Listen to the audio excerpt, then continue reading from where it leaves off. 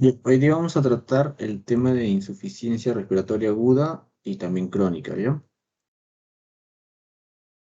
Eh, bueno, empezando por la insuficiencia respiratoria aguda, la vamos a definir como la incapacidad del sistema respiratorio de realizar el intercambio gaseoso.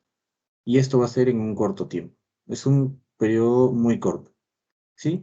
A esta incapacidad del sistema respiratorio de realizar el intercambio gaseoso se le denomina hematosis. La hematosis es el intercambio gaseoso. Entonces, en la insuficiencia respiratoria aguda, la hematosis se pierde. ¿Sí?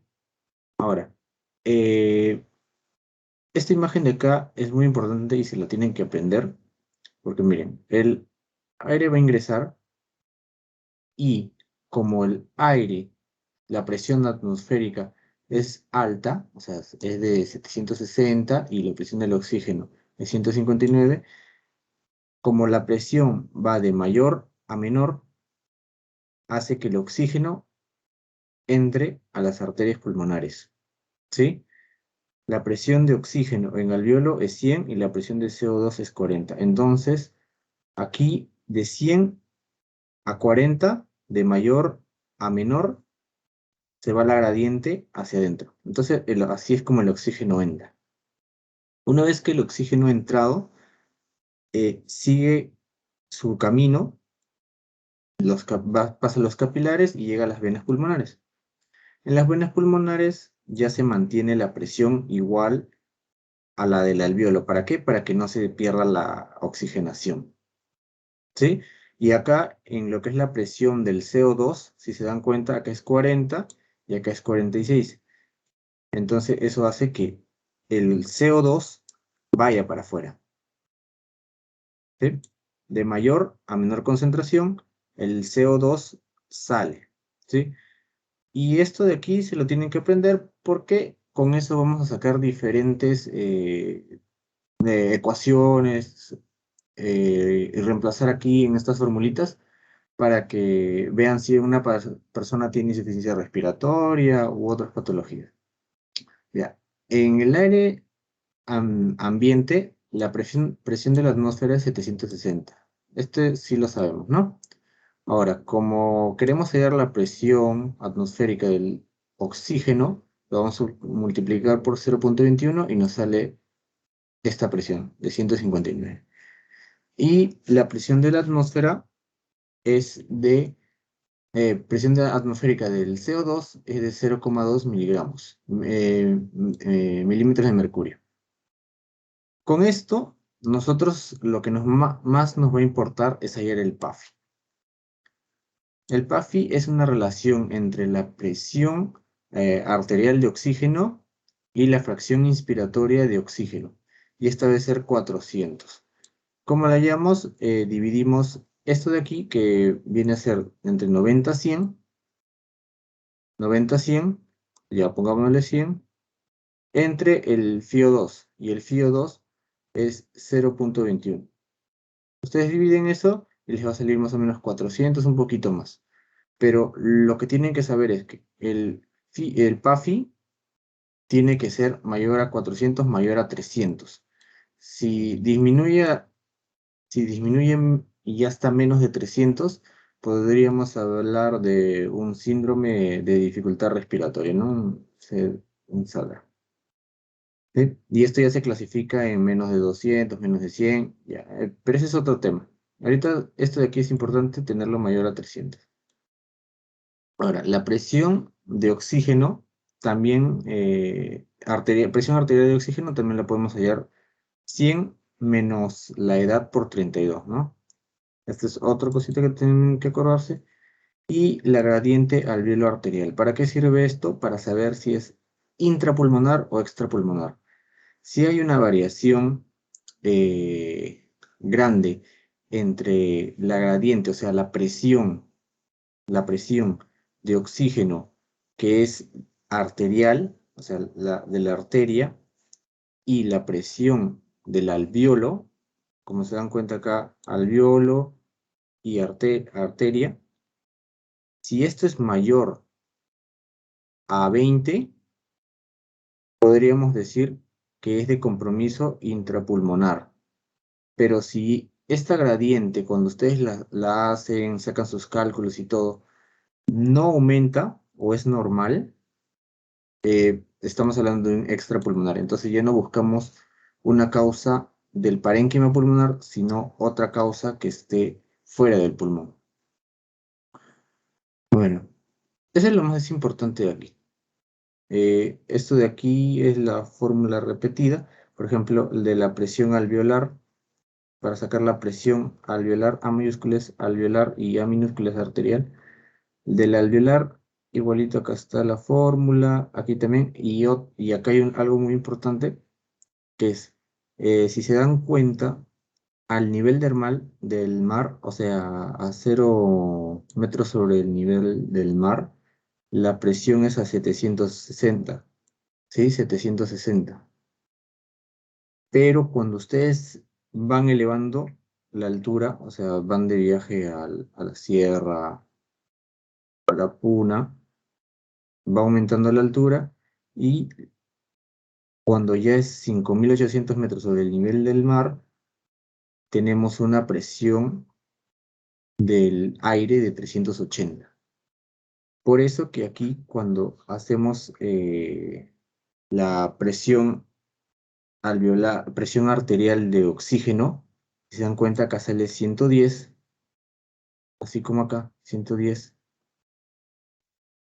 Pero cuando estamos en altura, miren, está en 15. Entonces eso nos va a traer una patología que es el mal de altura. Eso lo vamos a ver más adelante, pero ya se dan cuenta que cuando vamos aumentando la altura, esto va disminuyendo y la presión arterial de oxígeno también disminuye. Y si esto disminuye, todo esto de aquí se va a ver alterado. Ahora, los valores de presión arterial de oxígeno y la saturación en el adulto están en relación, ¿ya? Lo normal de la presión arterial de oxígeno es 97. Eso es lo que ustedes cuando les ponen un oxímetro es lo que van a encontrar hasta 95, ¿no? Hasta 95. Y la saturación igualito, de 97. ¿Sí? 97, 95. En el límite normal tenemos que decir que mayor 80, cuando hacen su haga, ahí tiene que salir mayor 80, y esto está bien. Y también acá mayor a 95. Ese es el límite. Ahora, ¿cuándo decimos que es hipoxia o anoxia? Cuando es menos de 80. Ahí ya podemos decir que está hipoxémico. Pero decimos que es leve cuando ya está a 60, como lo vamos a ver aquí. Y si es moderada, si ya bajó de 40 a 60, y si es severa, si ya pasó a menos de 40. ¿Sí? Y eso se va a ver reflejado en la saturación. Si nosotros bajamos la presión arterial de oxígeno, la saturación va a ir disminuyendo. Y esto se ve en esta gráfica. Por ejemplo, para una persona de 97, aquí, 97 sería, hacemos la línea y llega acá, más o menos. Y esto sería lo que más o menos tiene, ¿no? La presión arterial de oxígeno, digamos que acá está en más o menos 89, por ahí, y acá está en 97. Entonces tienen relación. Pero cuando esto va bajando, acá ya hay hipoxia. Aquí hay cianosis, aquí hay daño celular, entonces es importante tener una correcta presión arterial de oxígeno y que lo vamos a ver mediante la saturación, que es lo más rápido, pero esto lo pueden ver por el AGA, y si ya bajamos demasiado, pues el paciente se muere, ¿no? Se descompensa muy rápido y puede morir. Cosas que afectan a esta curva son la temperatura, el DPG, el CO2 y el pH. Esto de aquí lo preguntan, así que este cuadrito sí sería bueno que se lo aprendan, porque esto siempre lo preguntan, les van a preguntar, el paciente, o qué factores hacen que la curva se desvíe a la derecha. Esta es desviación a la derecha, ¿no? Aumento de temperatura, aumento de CO2, aumento del 2,3 DPG y disminución del pH. Este es lo más probable que le pregunten, disminución del pH. ¿Por qué? Porque está en contra de estos tres. O también les pueden preguntar este, ¿no? Y este ya es desviación a la izquierda. Ahora, en lo que es insuficiencia respiratoria aguda, tenemos dos, uno, dos, que son los más vistos, y hay la mixta que va a estar conjunto por los dos. La hipoxémica, que es parcial o tipo 1, lo más importante es esto, que la presión arterial de oxígeno es menor a 60. Esto se va a ver reflejado con una saturación menor a 90. Aquí la gradiente alveolo arterial está elevada. Esto es importante. El CO2, la presión de CO2 puede estar normal o disminuida, pero si se dan cuenta, acá no afecta el CO2. El CO2 prácticamente no interviene. Y esto se debe muchas veces por alteraciones del BQ o un shunt. Sí, en cambio, la hipercápnica, que es global o tipo 2, también se caracteriza por tener presión menor de 60. Bueno, la saturación se ve igual reflejada en eso, pero acá la gradiente alveolo arterial es normal. ¿Y por qué se llama hipercápnica? Porque lo que más importa es que la presión de CO2 es mayor a 50.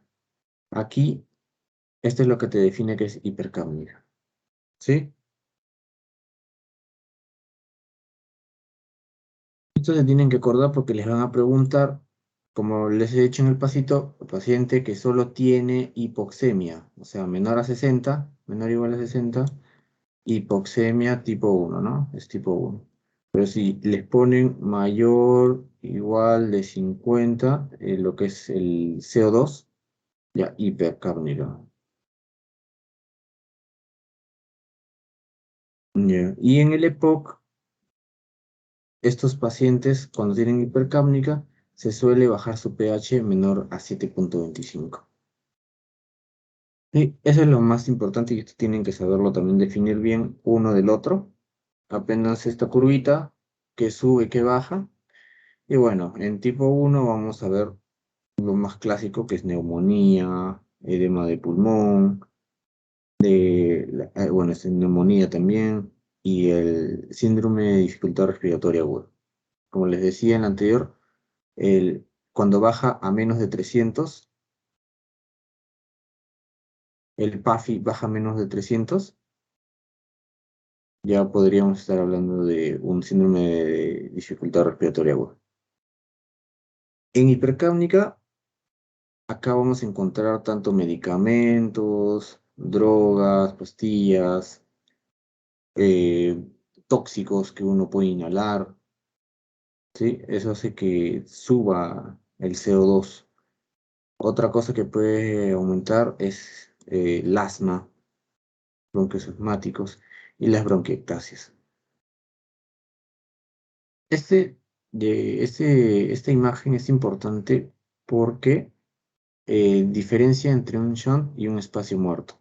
Miren, el shunt, aquí se ve afectado el volumen, o sea, ustedes tienen su BQ y como el shunt es cero, o sea, aquí la irrigación es normal, o sea, acá hay bastante irrigación, hay flujo, pero no llega el aire, acá está bloqueado. Entonces aquí no se hace el intercambio gaseoso. O sea, la ventilación aquí es cero. No llega el aire. Está tapado, puede haber un tapón acá, entonces todo esto de acá se pierde. Es un shunt, se pierde la ventilación. En cambio, en un espacio muerto, no hay nada que lo tape. O sea, el alveolo está ahí, ¿sí? El alveolo está ahí, pero la arteria donde se va a hacer el intercambio gaseoso o es muy pequeña o de repente no hay. Y eso hace que se afecte el Q. Y el Q va a ser cero. Aquí es cero y acá el B es cero. Listo. Ahora, hablando un poco de la disnea y cianosis, bueno, en lo que es la insuficiencia respiratoria aguda, lo principal que van a encontrar es esto, disnea y cianosis. Sí, paciente que viene con disnea, paciente que tiene cianosis en un corto tiempo, con presión arterial menor a 60 o presión de CO2 mayor a 50, ya ustedes lo clasifican, ¿no? Si es uno o el otro. Ahora, aquí en la hipoxemia, lo que más se ve a nivel neurológico es confusión y estupor. Confusión, estupor, y se debe, o sea, esto es lo más importante, confusión y estupor. Pero a nivel cardiológico, se ven arritmias cardíacas. Como no hay buena perfusión, se ven arritmias cardíacas. Y bueno, también a veces hay taquicardia, bradicardia. Son, se ven menos, pero lo que más les importa es esto, arritmias cardíacas y confusión estúpida. En cambio, en las neurológicas de la hipercápnica se ve hipertensión endocraniana con edema de papila, ¿sí? Edema de papila. También se va a ver somnolencia y puede llegar al coma y diaforesis. Esto de aquí es lo más importante. Diaforesis también es muy importante porque cuando ustedes, por ejemplo, hacen una ventilación mecánica en una cirugía, si el paciente no está ventilando bien, si sus pulmones no están correctos, el principal síntoma que ustedes van a ver de hipercrónica es que empieza a sudar. Ustedes lo van a ver al paciente empezando a sudar. Y suda, suda, suda. Y ustedes, el anestesiólogo mayormente es el que le dice, doctor, su paciente ya está con deforesis, tiene signos de hipercrónica, eh, ya que acabe la cirugía, ¿no? Lo que es cardiovascular, bueno, la hipertensión pulmonar es lo más común. Ahora, el algoritmo diagnóstico de la insuficiencia respiratoria aguda se hace por criterios clínicos, como ya lo habíamos dicho, tiene disnea, cianosis y si es hipercámica, diaforesis con hipertensión pulmonar, somnolencia o el coma, o si es hipoxémico con confusión estupor o arritmias cardíacas. Entonces vemos, por un lado, primero evaluamos la presión arterial, si es menor a 60 o si es mayor a 60. Si es menor a 60, ya, de frente, insuficiencia respiratoria aguda. Y luego miramos la presión de CO2, si es normal o está baja. Eh, para esto, ustedes pueden pedir una radiografía de tórax para ver si hay algún compromiso, ¿no? Si ustedes ven sus pulmones y ven, por ejemplo, un derrame pleural, correcto. Si ven un hemotórax, también. Entonces, la radiografía para lo que es el diagnóstico de insuficiencia respiratoria es muy útil porque es muy rápido. Ahora, si hay pulmones claros, bueno, podemos pensar en un broncoespasmo, en un EPOC agudizado, en un tromboembolismo. Recuerden que los tromboembolismos de lo que es la arteria pulmonar, eh, las radiografías son normales, pero sí presentan cuadro de disnea y cianosis, ¿sí? También hay shunt agudo de izquierda a derecha y microatelectasias. Otro diagnóstico que se puede hacer es si hay opacidad, ¿no? Si hay opacidad, ese es algo que siempre lo van a ver. Por ejemplo, la neumonía, ahí ven su patrón de neumonía. Si hay atelectasias, si hay un infarto pulmonar, si hay aspiraciones. Aspiraciones más que nada cuando uno traga, ¿no? Puede estar comiendo una manzana y de repente, uy, se pasó un esto, te atoras, y eso se puede ver ahí, ¿no? Acá a nivel de la tráquea. Así hay hemorragias localizadas también, ¿no? Ahí puede haber una hemorragia, etc. Ahora, ese es si está normal o baja, pero si está alta, ya pasa a ser una hipercapnia. Y ahí también vamos a hacer acá hacemos la gradiente de alveolo a arteria. ¿Sí? Y si está anormal, bueno, ya sabemos que si es anormal, si está aumentada esta gradiente, decimos que es intrapulmonar, ¿no? Intrapulmonar. Entonces, intrapulmonar. Pero si está normal, hablamos de una extrapulmonar.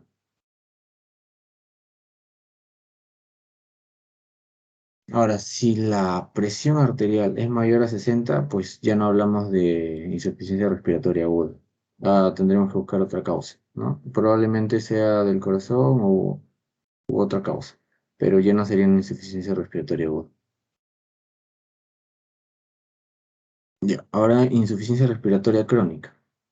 La diferencia entre insuficiencia respiratoria aguda y crónica es el tiempo más que nada.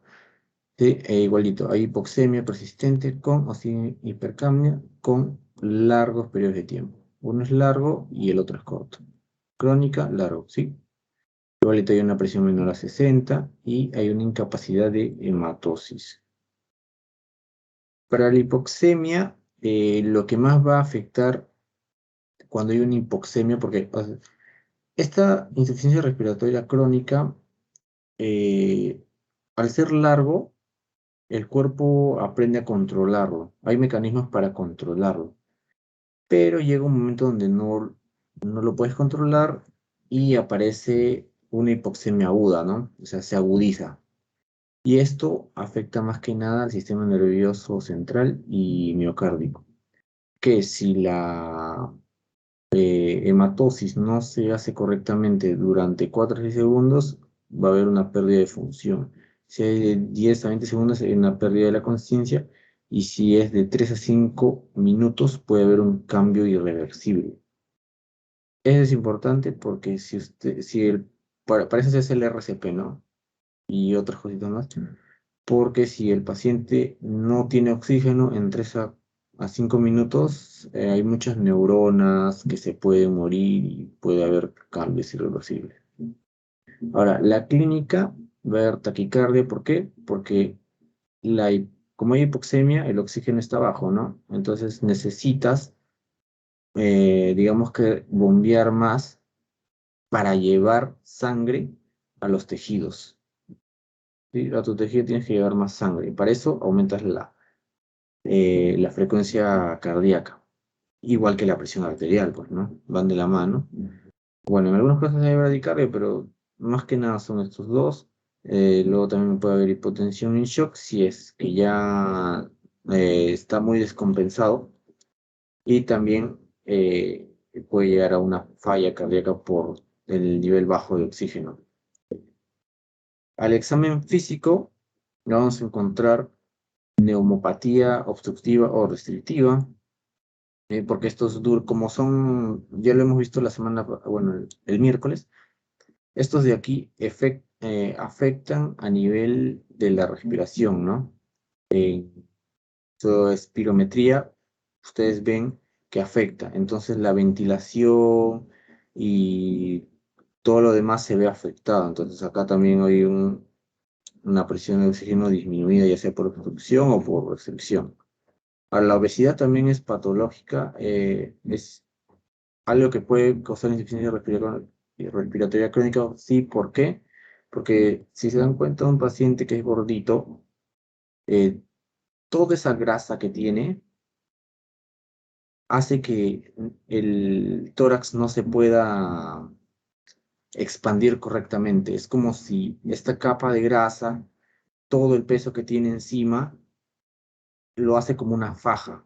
Entonces, la persona al momento de querer respirar no termina de expandir correctamente. Entonces, eso también puede crear una insuficiencia respiratoria crónica.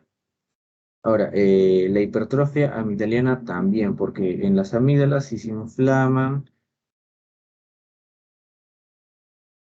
las amígdalas están ahí inflamadas, eso hace que tampoco pase muy bien el aire central. Bueno, la escoliosis es restrictiva. Si hay debilidad muscular, o sea, de los músculos inspiratorios y expiratorios, también no vas a poder ventilar bien. Bueno, si hay trastornos del cerebro vascular, eh, por ejemplo, en lo que es el bulbo raquídeo, ¿sí? Si se lesiona o algo por el estilo, también hay problemas y alteraciones de los músculos respiratorios. Si, por ejemplo, te lesionas el nervio frénico, ya hay una parte del diafragma, si el nervio frénico viene, si esto lo lesionas, solo puedes elevar un pulmón, el otro pulmón ya no lo va a funcionar bien, ¿no? Entonces aquí también la alteración. de músculos respiratorios. Ahora, causas frecuentes de insuficiencia respiratoria, bueno, estas son todas las que ustedes van a poder ver. Nivel de sistema nervioso, por ejemplo, la poliomielitis es muy importante, sobredosis de fármacos, neutórax, obesidad, cifoescoliosis, mm, en médula, síndrome Guillain-Barré. Como ustedes saben, esto va subiendo o puede ir bajando dependiendo del tipo de Guillain-Barré. Entonces, si ustedes tienen su personita, llega un momento donde su diafragma se va a ver comprometido. Entonces, como el síndrome de Guillain-Barré afecta a los músculos, o sea, al sistema nervioso y a los músculos porque pierden fuerza, o sea, se vuelven débiles, el paciente puede llegar a dejar de respirar por esto mismo, ¿sí? Por el diafragma más que nada. A nivel cardiovascular tenemos insuficiencia cardíaca, miastenia gravis, tétano, en vías aéreas superiores tenemos obstrucciones altas, sí, como lo que dijimos aquí, ¿no? La hipertrofia amigdaliana, laringotraqueitis, inflamación de la laringe y la tráquea, lo que hace que el espacio sea más reducido, ingresa menos aire, sale menos aire, y epiglotitis, igualito. Como por ahí pasa el aire hacia los pulmones, esta es la laringe, todo pasa menos. Y bueno, los alvéolos y vías aéreas inferiores, ya es debajo de la tráquea, los bronquios, todas estas enfermedades ya las hemos visto ya. Sí podrían causar una insuficiencia respiratoria crónica. Como mecanismo compensatorio, se va a ver una poliglobulia. El gasto cardíaco va a aumentar más que nada en el lado derecho y un aumento del 2,3 dpg. Y va a existir una retención de bicarbonato. ¿Por qué? Lo voy a explicar un poquito más adelante, ya que la insuficiencia respiratoria crónica va a crear una alcalosis, alcalosis respiratoria y, y para compensarlo se va a hacer retención de bicarbonato, o sea, se va a hacer una acidosis, acidosis metabólica. Bueno, en manifestaciones clínicas, bueno, como ya lo habíamos dicho, aquí hay disney cianosis, pero esto es por mucho más tiempo, ¿no? Hay cianosis, hay disnea, después hay somnolencia y algo muy importante que siempre van a ver en insuficiencia respiratoria crónica es la acropaquia. La acropaquia.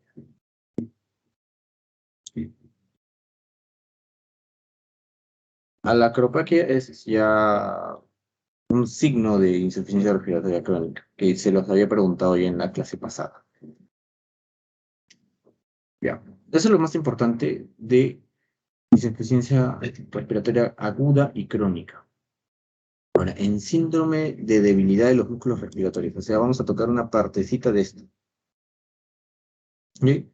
Vamos a definición, que aquí hay dos términos muy importantes, que uno es debilidad y el otro es fatiga. Cuando un músculo es débil, hay disminución de fuerza independiente de la actividad previa y no se repone con el reposo. O sea, el paciente, por más que repose, por más que haga lo que haga, su músculo va a seguir débil. Acá no mejora. En cambio, en una fatiga, o como por ejemplo cuando hacen ejercicio, cosas así, sí hay disminución de fuerzas, porque ustedes se van a sentir cansados. Se maneja por repeticiones, ¿no? Y se corrige en reposo. Entonces, ustedes, al momento de hacer, por ejemplo, ejercicio, un día hacen ejercicio, el otro día hacen ejercicio, pues su fuerza va a ir disminuyendo poco a poco, ¿no? Porque se sienten más cansados, hay muchas repeticiones, pero cuando ustedes descansan unos días, otra vez aumenta su fuerza. Pero acá no, en debilidad, el músculo sí o sí es débil, por cualquier causa. Otro concepto que hay que saber aquí es la elasticidad pulmonar. Acá la histeresis es la diferencia de volumen entre la deflación y la insuflación, o sea, cuando uno inspira y expira, tiene que haber una diferencia de volumen, y eso se llama histeresis. ¿Sí? Después está la distensibilidad o compliance. Eso tiene que ver con las fibras elásticas y colágenas. Y la tensión superficial, que es la fuerza entre moléculas de un líquido en una interfase de agua-aire. Eh, Disminuye el surfactante pulmonar, o sea, la elasticidad disminuye con el surfactante pulmonar. Ahora, esto también lo han preguntado. ¿Hasta dónde es la zona de conducción? Les pueden preguntar.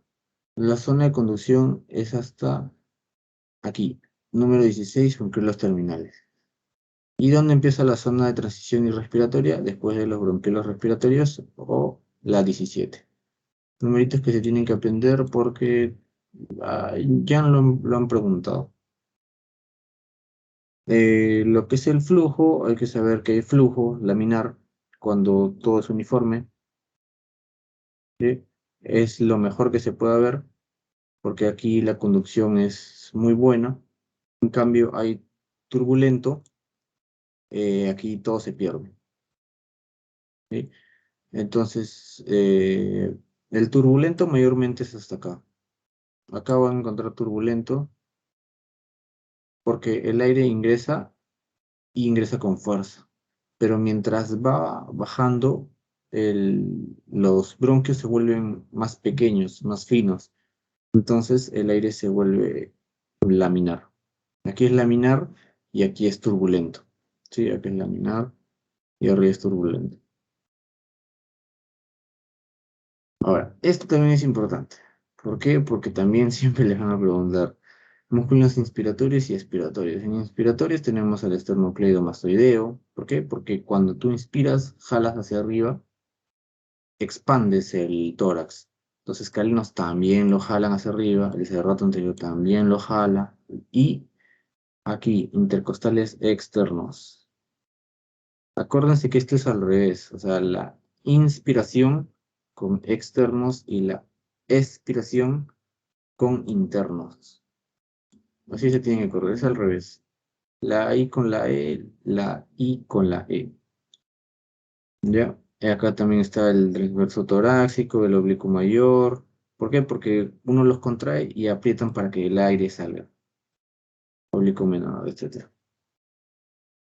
Eh, También hay que saber que en la inhalación el diafragma se contrae, en la inhalación el diafragma se contrae, el pecho se expande y el aire entra.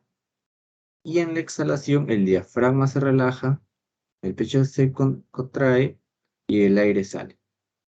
Esto de inspiración y que el diafragma se contrae, tiene que aprendérselo porque también lo han preguntado. En la inhalación el diafragma se contrae. La exhalación el diafragma se relaja. Cuando se relaja hace que las presiones cambien, entonces el aire vuelve a salir por simplemente presiones. Igualito acá, como se contrae, el diafragma baja, entonces hace que la presión acá disminuya y el aire entra. Bien. Ahora, las causas de por qué se produce un síndrome de debilidad muscular son estas. A nivel del sistema nervioso central puede haber una esclerosis lateral amiotrófica y lesiones medulares cervicales. Puede haber radiculopatías como el síndrome de Guillain-Barré. A nivel del nervio periférico, parálisis frénica. Ya saben que frénico es diafragma. Entonces se afecta, ¿no? Placa mioneural en la miastenia gravis y fibras musculares en la poliomielitis. Todos estos de aquí se los pueden aprender. ¿Por qué? Porque si viene un paciente, les dicen, ¿no? Un paciente con síndrome de Guillain-Barré, ¿qué síndrome podría tener? Debilidad muscular. Parálisis frénica, debilidad muscular. Miastenia gravis, debilidad muscular. Y así. Entonces, esto puede ser sugestivo y se puede crear una debilidad muscular que afecta a la motoneurona que a su vez puede afectar a nervios periféricos u neuromuscular o músculos. Y dependiendo de dónde se afecta, puede ser, ¿no? Diferentes trastornos. En la clínica, ¿cómo vamos a encontrar este síndrome? Lo vamos a definir, o sea, si a ustedes le dicen, ¿no? Baja fuerza independiente de la acción, ¿no? Es debilidad, no se recupera con el reposo, como ya lo habíamos dicho. Y si es fatiga, fuerza causada por la actividad excesiva o por la repetición de la misma, pero mejora con el reposo. Ya lo habíamos dicho y acá se los vuelvo a decir porque a su paciente les va a decir, ¿no? Usted realiza ejercicios y ya, y cuando usted descansa, siente que mejora, sí, sí mejoro, ya, entonces es una fatiga. Pero si al paciente le preguntan, ¿usted mejora en el reposo? No, ya llevo tiempo con esto, por más que haga cualquier cosa, no mejoro, ya, el síndrome de debilidad muscular sí es, pero por debilidad, no por fatiga. Cosas que podemos encontrar es paradoja abdominal, respiración alternante, tirajes, que es muy importante. Los tirajes son cuando los músculos inspiratorios trabajan más de lo normal. Entonces, como el diafragma no puede solo, o como la oxigenación no está bien, tienen que trabajar otros músculos para compensar que el diafragma no esté trabajando bien. Eso se llama tiraje. ¿Sí? Y también hay disnea de esfuerzo. Como todos los músculos están débiles, tienes que usar más músculos, tratar de sacar fuerzas, y esa es una disnea de esfuerzo. Bueno, y acá ya saben, ¿no? El abdomen sube con la inspiración y cuando hay fatiga, esto es diferente, pues, ¿no? Lo llevas hacia el tórax. En cambio, en un normal, sí va hacia el abdomen. En los exámenes complementarios para ver este síndrome podemos pedir una espirometría y lo que vamos a encontrar es un patrón restrictivo, que muchas veces por escoliosis. La gasometría también le podemos pedir y vamos a encontrar lo que es una hipercapnia, ¿no?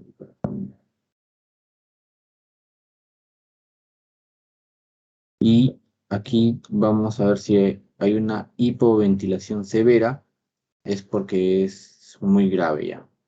Si lo encontramos al paciente respirando muy bajito, casi nada, su frecuencia respiratoria un minuto está disminuida a menos de 12, ya digamos unos 6, unos 8, ya podemos decir que es muy grave. Cosas para ver a los músculos, hay que sacarle una electromiografía. Aquí medimos los impulsos de cómo le llegan los nervios al músculo, ¿sí? Ya que tenemos nuestro músculo, y la electromiografía mide este impulso, porque de repente puede ser el nervio que está fallando y el músculo está bien y de repente acá pasa algo, ¿no? Entonces con eso lo vamos a ver. Acá vamos a medir la fuerza, todo, cómo es la contracción, etcétera. Luego podemos encontrar enzimas musculares como el CPK total y el DHL. Y también podemos hacer una biopsia de músculo para ver si el músculo tiene las fibras correctas, ¿no? Lo que llamamos miosina para la contracción. De importancia de esto es que es un signo de alarma y va a necesitar una ventilación mecánica. Como el paciente tiene debilidad muscular, no va a ventilar bien por más que tú, o sea, hagas lo que hagas, ¿no? Entonces, por eso es un signo de alarma este síndrome y va a necesitar ventilación mecánica. Y también es importante porque si lo detectas a tiempo, como es algo muy severo, puedes salvarle la vida de tu paciente. Si no, pues se puede morir, ¿no? Eh, Listo. Ahora, otro tema importante es la enfermedad de altura o de montaña. Este de aquí también es muy preguntado. Yo lo he estado leyendo inclusive en los exámenes de salud y ENAM. Y siempre lo preguntan, y ahora les voy a decir qué es lo que me preguntan. Ahora, en definición, es la pérdida gradual de la capacidad de adaptación a la altura. Pérdida gradual de la capacidad de adaptación a la altura. Y aquí va a haber una eritrocitosis excesiva, que significa que va a haber muchos eritrocitos, demasiados eritrocitos.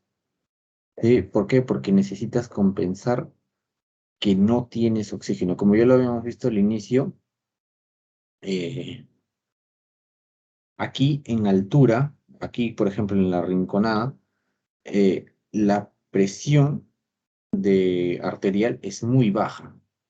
Entonces, para compensar eso, se produce la eritrocitosis. ¿Sí? Entonces, eso va a hacer que la hemoglobina también aumente. Por eso que en un hombre tú lo vas a encontrar mayor a 21 y en una mujer mayor a 19. Es muy alto, muy alto.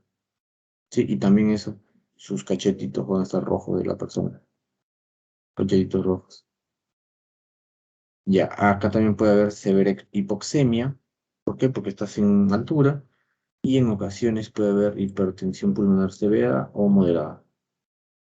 Bueno, en clasificación lo vamos a definir en agudo, en crónico y siempre depende por el tiempo. Si es agudo, es por ejemplo una persona que recién está viajando a la sierra y se descompensa. Un crónico es una persona que siempre vive ahí.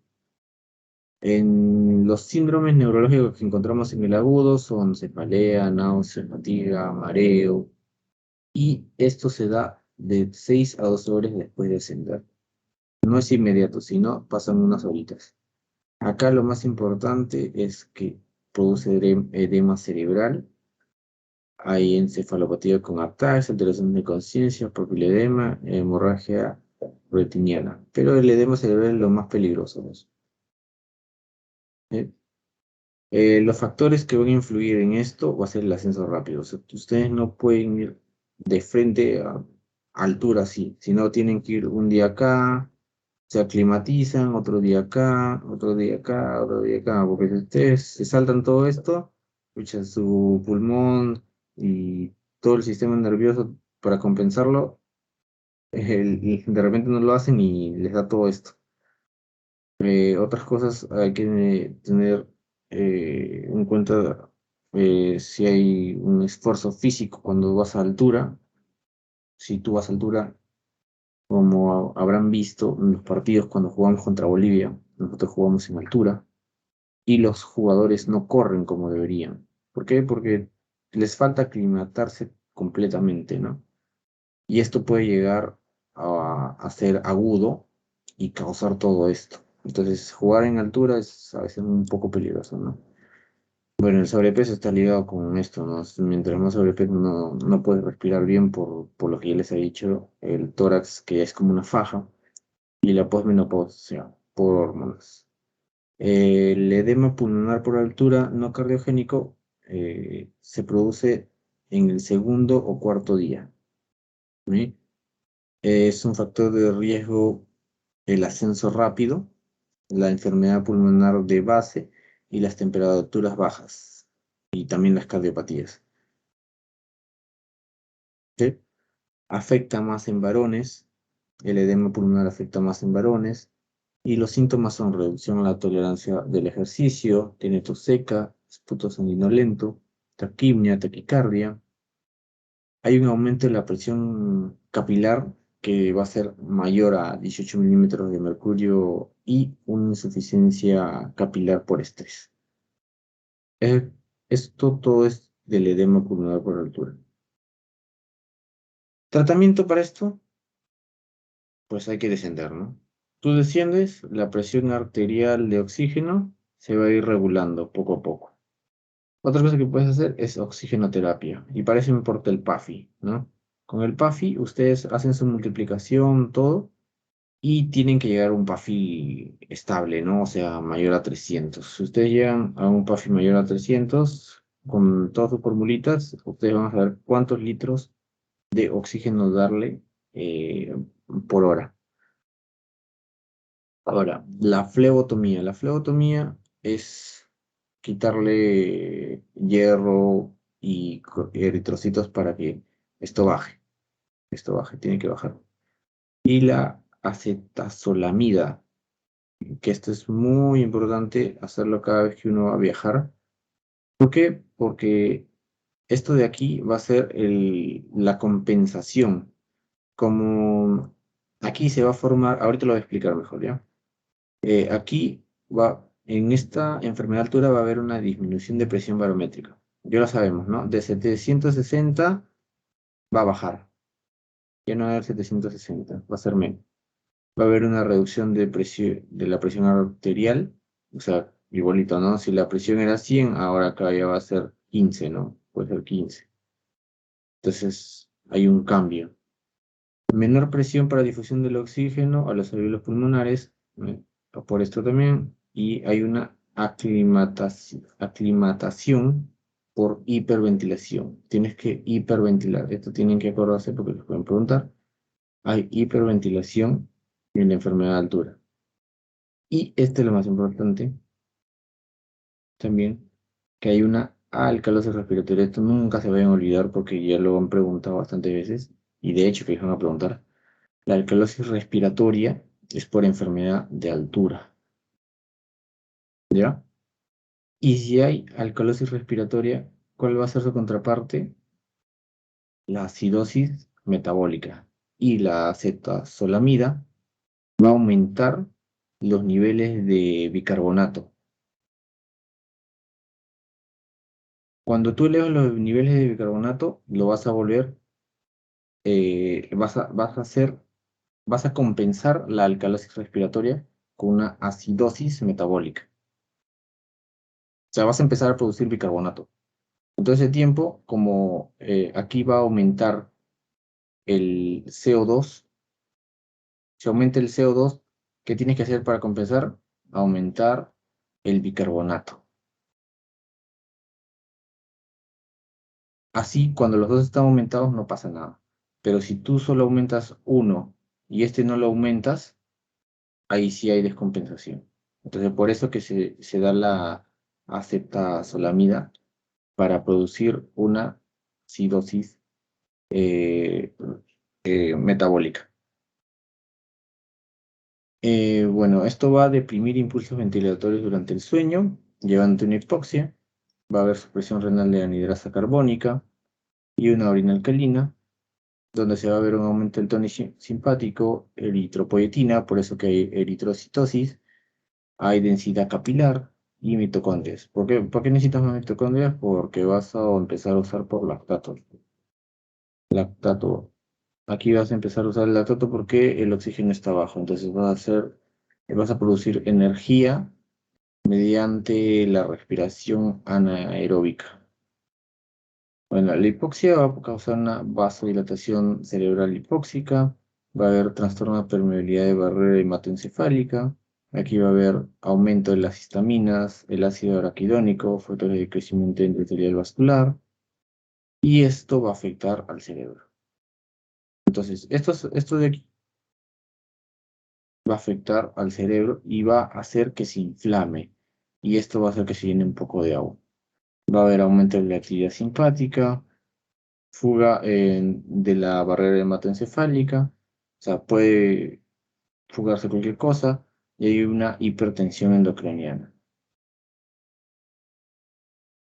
Mm. Ya.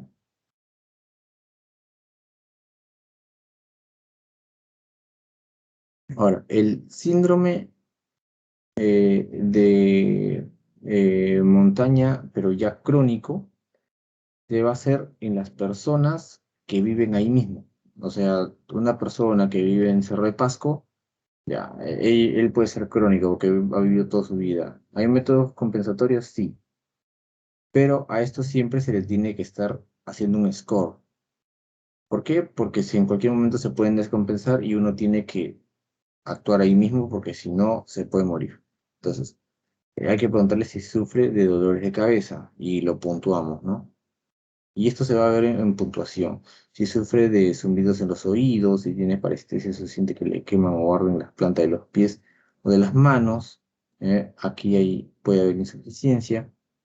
tiene dificultades para respirar bien o siente que le falta el aire, si tiene dificultades para dormir bien, la cara o las manos se han puesto azules o morados, o sea, hablamos de cianosis, que no oxigena bien igual, o tiene dilatadas las venas de las manos o de los pies. Ya, todo eso lo hacemos y tenemos que sacar un score. Si el paciente está sano y leve, bueno, se puede dejar ahí y acá, por ejemplo, es observación. Lo vas viendo, a ver cómo va y siempre viendo todas estas cosas. Si aparece algo más y pasa a 11 a 14 o 15, aquí ya tenemos que hacer el tratamiento, ¿no? Oxigenoterapia, ver otros métodos para que esto suba. Ahora, para el manejo del mal de montaña agudo, como ya lo habíamos visto, hay que suspender el ascenso, como les decía, hay que subir de poco en poco. Y si acá, por ejemplo, ya subiste aquí, ya te empieza a dar estas cositas, porque acá ya son días, ya no son horas, sino que un día estás acá, acá 4 días y subes acá, ya, entonces ya no subes más. De todas maneras hay que darle su acetazolamida y pues descender, que es lo más importante, descender. Ahora, si el mal de montaña es moderado, pues acá sí es descenso inmediato, ni lo piensas, uso de oxígeno de bajo flujo, igualito tratamiento de acetazolamida y tratamiento hiperbárico. Si aparece un edema cerebral, igualito. Hay descenso, hay oxígeno, pero como esto de acá se va a ver una inflamación, como hemos visto aquí, que se eleva la histamina, ácido araquidónico, factor de crecimiento endoteliovascular, hay que usar dexametasona, ¿sí? Para bajar un poco la inflamación y bajar el edema. También hay tratamiento hiperbárico, si el descenso no es posible, pero lo mejor siempre es descender. El edema pulmonar, igualito, descenso. Todos te piden descenso. Reducir al mínimo el esfuerzo. ¿Por qué? Porque acá ya estamos hablando de pulmón, ¿no? No, el pulmón está encharcado en agua. Y mantener al paciente cálido, administrar oxígeno, igualito, todos necesitan oxígeno. Hay tratamiento adecuado con nifedipina y tratamiento hiperbárico. Algo que les pueden preguntar acá también es la enfermedad del monje. ¿Por qué? Porque, pues, es ya muy visto, ¿no? Tiene que vivir largo tiempo en altura, con mayor a 2.500 metros sobre el nivel del mar. Hay una excesiva eritrocitosis y hay hipertensión pulmonar moderada grave. Con estos tres, ustedes dicen, él tiene enfermedad del monje, un síndrome del monje. Eso lo pueden en su historia clínica y ya con eso ustedes empiezan tratamiento flebotomía para bajar la eritrocitosis y acetazolamida para compensar la alcalosis respiratoria. ¿Qué es que vamos a encontrar? Bueno, el monje que vive en la altura, ya que encontramos cianosis tanto en lenguas, en cara, etcétera, y así es como se realiza una flebotomía. Listo. Eh, Ahora vamos a ver síndromes mediastinales. Ya, última temita, que lo más importante aquí es lo que les voy a decir ahorita. Lesiones mediastinales va a ser prácticamente por una masa. Esto es lo que más se ve, una masa. Entonces, paciente que viene con disnea, dolor torácico, tiene tos, tiene disfagia, o sea, no puede pasar alimentos, moptisis, ronquera, estridor, cualquiera de estos de aquí, ustedes pueden pensar y si lo corroboran con una ecografía o con una radiografía y ven una masa, es un síndrome mediastínico. Esta es la causa mediastínico. A nivel, esto se va a separar en tres, ¿no? A nivel anterior, medio y posterior, así como se divide acá. Si es anterior, vamos a ver al timo, a la tiroides y paratiroides. Esto es lo más importante que se tiene que saber. Son los que están en rojito. En cambio, en el medio ya está el corazón, bueno, con su pericardio, el arco aórtico o la aorta ascendente, grandes vasos como la vena cava superior, la traqueobronquios, los principales, el ilio pulmonar y el nervio frénico y vago. En la parte posterior, pues ya pegada, está el esófago, aorta descendente, venácigos y hemiácigos, conducto torácico, nervio vago en porciones inferiores. Entonces, el síndrome de vena cava superior causa 80% neoplásico, una masa neoplásico. Bueno, entre esos, el no microcítico, el 50% es el más frecuente, y el microcítico 22%. Pero lo que más tienen que saber es esto, que es por causa neoplásica. Y otro que es por trombosis venosa, que se va a producir por cateterismo. O sea, ustedes al poner un catéter de venosa central, es muy frecuente que ustedes puedan causar un trombo. ¿Sí? Y esto también lo han preguntado. Yo me acuerdo que lo he leído y sí lo han preguntado. Principal complicación de realizar un cateterismo venoso es trombosis venosa. ¿Sí? Y eso va a causar un síndrome mediastínico. Eso tienen que saber. Síntomas, disnea, tos, disfagia. Bueno, igual que acá. Signos, edema facial. ¿Por qué? Porque como se obstruye, o bueno, si nosotros tenemos nuestra vena cava superior, viene de arriba, nuestro corazón. Si acá hay una masa que lo obstruye, eh, va a hacer que toda la irrigación de acá arriba, o sea, que viene de la cara, que viene del cuello, se encharque, o sea, no va a pasar. Entonces todo esto se va a llenar de edema. Por eso que acá tenemos edema facial, como unas papitas. Aquí edema facial. Acá ya va bajando, pero aquí sí se ve que hay edema, como una papita. Hay dilatación de las venas cervicales y venas superficiales del tórax. Tienen que dilatarse porque como no pasa, hay lo que lo obstruye, no pasa, acá las venas de lo que están así se van a volver así, para que haya más sangre. Hay edema de extremidades superiores, que está más cerca, no hay inferiores, sino superiores, puede haber edema cerebral también. Y esto se va a caracterizar por cefalea, confusión o inclusive coma. Para el diagnóstico del síndrome de vena cava superior, pues un ataque con contraste. Bueno, podríamos usar una radiografía para ver si hay una masa. Si no encontramos masa, pues ya pensamos en trombosis. ¿Y para qué hacemos una trombosis? Para ver esto, ¿no? Por ejemplo, acá puede haber un trombo que está obstruyendo, o de repente una neoplasia que está obstruyendo y no se ha visto en una radiografía. Y pues se realizan múltiples técnicas para liberar esto. Y cuando ya lo liberas, esto de aquí cambia, ¿no? Aquí ya perdió el edema de cara y aquí también. Pero sin embargo, miren, acá se ven las venas del tórax, venas cervicales, y acá ya está bajando. Otro de los síndromes mediastínicos que se puede encontrar es el síndrome de compresión de la arteria. Puede ser arteria aórtica o arteria pulmonar. La diferencia está en que acá puede haber un soplo sistólico aórtico, un frémito irradiado a vasos del cuello y alteración de pulsos periféricos. Esto es lo que más importa, alteración de pulsos periféricos. Si hay una compresión aórtica, pues de la aorta, pulsos periféricos. En cambio, en compresión de arteria pulmonar, eso está yendo al pulmón, está yendo al pulmón. Va a haber soplo sistólico pulmonar, hay frémito y crecimiento del cono de salida del lado derecho, ¿sí? En una radiografía, esto lo ven en radiografía. Del ventrículo derecho. Eh, Síndrome de compresión nerviosa, es otro síndrome que pueden ver, y este ya es de nervios, ¿no? Acá fuera de arterias, ahora es de nervios. Ya vimos de la vena,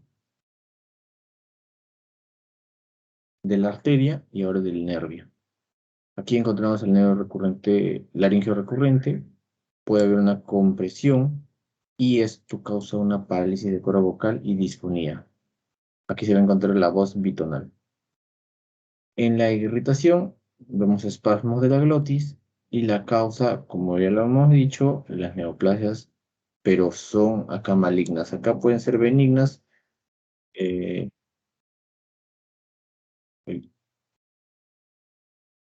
Aquí pueden ser benignas, pero en el otro pueden ser malignas.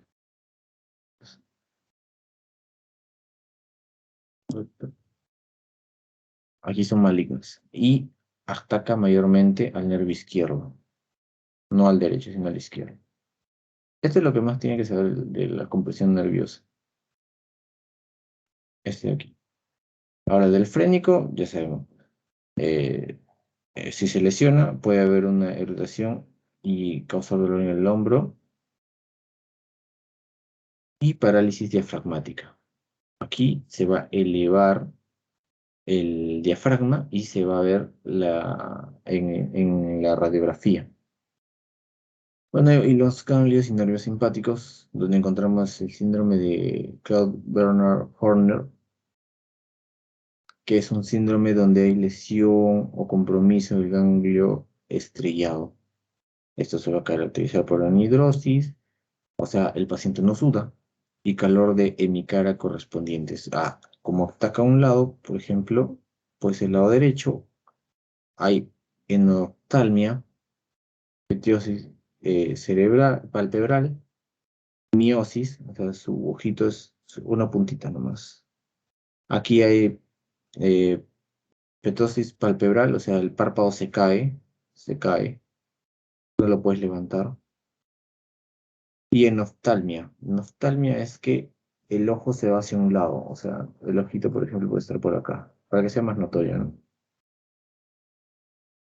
Ya, causas carcinoma broncogénico. Aquí tenemos el nervio laringio, como ya saben, el izquierdo es el que se compromete y acuérdense que hay compromiso de cuerdas vocales. Como va la laringe, hay compromiso de cuerdas vocales.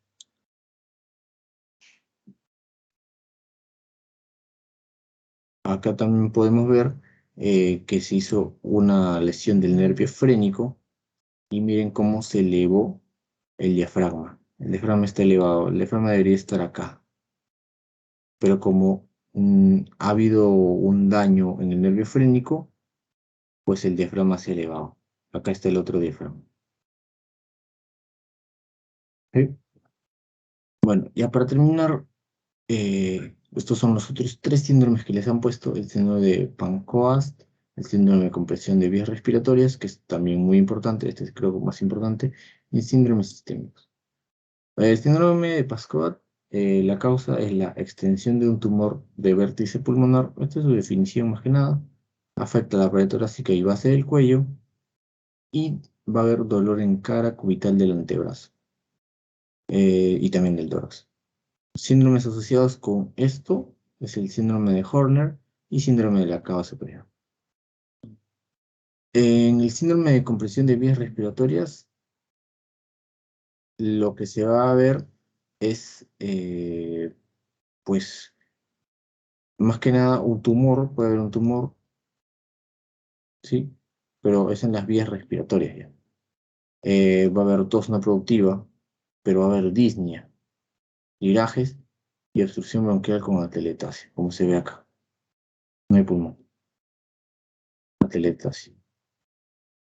En el síndrome sistémico hay hipo e hipertiroidismo con bocio sumergido, hay hipercalcemia con linfoma no Hodgkin y tumor paratiroideo ectópico, escenario con timoma, que esto sí podría ser, que podría ser. Hipertensión en feocromocitoma, como se ve aquí, y ginecomastia con tumores de células germinales. De esto nos hemos preguntado, podrían preguntarles. Sí, esto de aquí podrían preguntarles. Luego, diferenciación, aquí también de la vena cava. Estos de aquí y bueno, la sintomatología, ¿no? Que sí se puede encontrar hemoptisis, ¿sí? Porque hay cáncer. Probablemente puede haber cáncer por los tumores. Ahora, a nivel anterior, medio y posterior, también vamos a clasificar los tumores. Por ejemplo, timoma es lo más frecuente en medicina, ¿sí? Entonces, como dice más frecuente, este de aquí es lo más importante que se tiene que aprender. Como dice infrecuente, pues no importa mucho, bastante frecuente podría importar, pero depende, ¿no? No es que pregunten mucho. Este de aquí es el más importante, timoma, porque es el más frecuente. Ahora, ¿cuál otro pueden preguntar? Este de aquí, tumor neurogénico. ¿Por qué? Porque es la masa mediastinal primaria más común. O sea, este es más común y este es más frecuente, pero en el anterior. Este es más común de todos. Sí, una masa mediastinal. Entonces, el timoma puede ser por miastenia gravis, se encuentra en el 10 a 50% de los pacientes, puede darte en la quinta y sexta década de tu vida y 2 de cada 3 son asintomáticos. Este es un timoma. Bueno, los otros van por ahí, se los he clasificado para que le den una leidita, pero el tumor neurogénico va a ser una masa mediastinal primaria más común, esto sí lo tienen que saber, y surge de nervios periféricos, ganglios linfáticos o del tejido paraganglionar. Y todos son asintomáticos, la mayoría son asintomáticos. Mm. Bueno, chicos, con eso hemos terminado casi todo de sistema respiratorio, de lo que es el sistema respiratorio, ¿no? ¿Ustedes tienen alguna pregunta, algo que no hayan entendido de otras clases, para ver si lo podemos revisar?